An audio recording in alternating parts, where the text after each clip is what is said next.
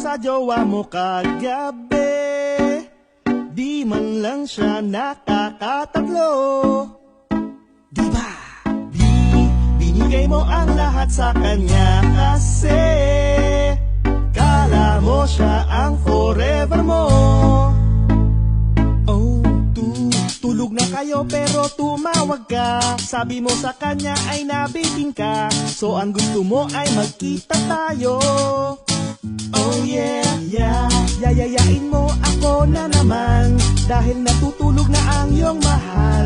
Eto na ako handang-handa na pero bes, wag dito, baka magising ang gago. Bes, wag dito, doon tayo sa kabilang motel sa kanto, para di tayo mahuli ni Bagito.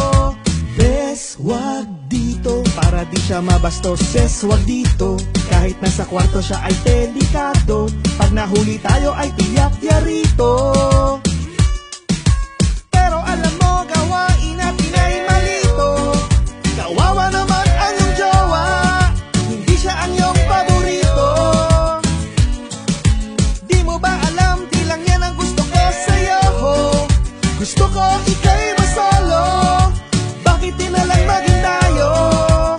Ayoko talaga ng ganito, ayokong maiskandalo. Napipilitan lang ako, pigilan mo na lang ako. Sabi mo noon ako lang ang iyong kabangbang, pero dalawa kami sa'yo na gumagangbang. Hirap talaga pag ang mahal mo merong sabit, pero masakit kung ang tawag sa'yo ay kabit. Kahit nasabihin mo na ako ay salbahe, meron din akong respeto sa mga babae.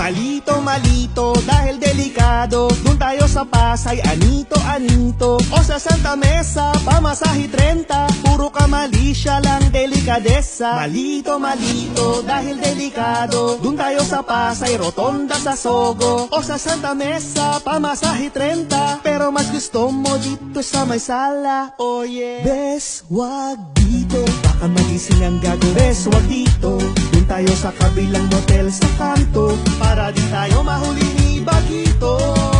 Bes, wag dito, para di siya mabastos. Bes, wag dito, kahit nasa kwarto siya ay delikado, pag nahuli tayo ay tiyak yarito. Bes, wag dito. Mga bes, maraming salamat sa pag-watch ng video na yon. Don't forget to like and share ha. For more videos, pumunta ka lang sa youtube.com/serexcantatero at mag-subscribe ka na para makagawa pa ako ng mas maraming ganitong videos. Reaction sa Sapir!